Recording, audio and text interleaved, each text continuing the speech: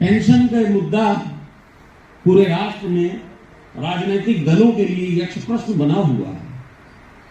उनकी सत्ता के लिए वो यक्ष प्रश्न है और हमारे आर्थिक भविष्य, हमारे बुढ़ापे, हमारी पुरानी उम्र पर जो जिम्मेदारियां होंगी वो हमारे सामने यक्ष प्रश्न बनकर खड़ी हैं कि बताओ, बिना पेंशन के बीमारी का इलाज कैसे होगा, बिना पेंशन के बच्चों की पढ़ाई कैसे होगी, बिना पेंशन के खाना कैसे होगा।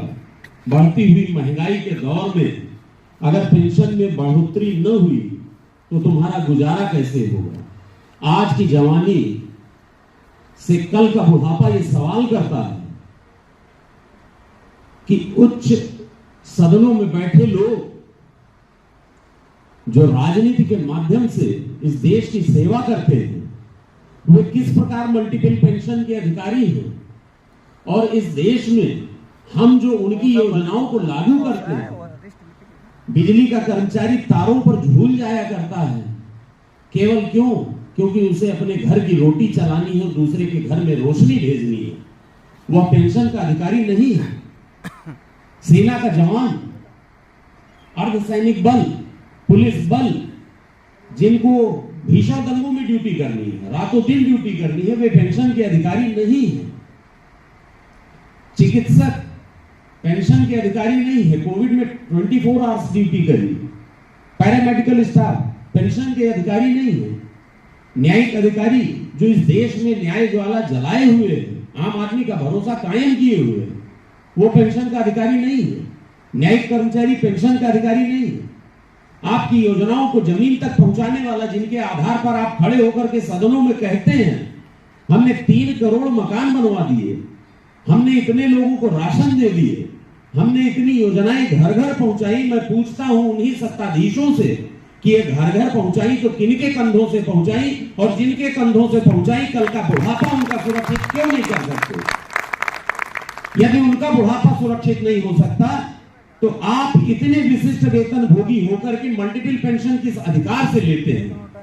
सदनों में मेज थपथपा कर ये मल्टीपल पेंशन लेने का अधिकार आपको किस संविधान से है, और हमारे लिए हमारी बचत योजना को ही नवीन पेंशन योजना बना देने का अधिकार कैसे है। क्यों यह असंवैधानिक नहीं है? नैतिकता की कसौटी पर कैसे इसे कसते हो, यह हम आम जनमानस को भी बताइए। जहां तक हमने विभिन्न मंचों पर बात करी है पेंशन की, इन्हें केवल एक भाषा समझ में आती है, वोट की चोट। और वह अगर आप दे सकते हैं तो आपको कुछ भी हासिल हो सकता है जो इस राष्ट्र में है। जिस देश में करोड़ों अरबों रुपए प्रचार में खर्च होते हैं, जिस देश में नाम परिवर्तन में करोड़ों रुपए खर्च हो जाते हैं, ठीक है, स्वागत योग्य है। शासन सत्ता की जो मंशा होगी, नाम वही होगा, काम वही होगा, लेकिन शासन सत्ता को चलाने वाले कर्मचारियों को भी यह अधिकार है कि हमें बुढ़ापे की सुरक्षित पेंशन क्यों नहीं मिलेगी। क्यों आप ऐसा कर देते हो कि हमारी भविष्य निधि का पैसा ही हमारे खाते में जमा करते हैं, उसके बाद उसी से मिलने वाली धनराशि को आप कहते हो पेंशन है। पेंशन ऐसी नहीं है। पेंशन वह है जो सरकार की जिम्मेदारी है, जो बिना 1 रुपए जमा किए हमारे बुढ़ापे के लिए मिलनी चाहिए, और यह हमारा संवैधानिक अधिकार है। संपत्ति के अधिकार के अंतर्गत यह सुरक्षित किया गया है। यह माननीय उच्चतम न्यायालय ने भी कहा है। लेकिन बात जब हो ताकतवर की और कमजोर की, तो ताकतवर को अपने लिए सभी सुविधाएं चाहिए। शासन सत्ता में बैठे लोग उसी आधार पर मल्टीपल पेंशन ले रहे हैं। कौन से ऐसे देश की सेवा आप कर रहे हैं जो सेना में खड़ा व्यक्ति नहीं कर रहा है। हर व्यक्ति का राष्ट्र के प्रति अपना योगदान है। उसके विभिन्न पद होते हैं, कोई सांसद होता है और कोई स्वच्छक होता है।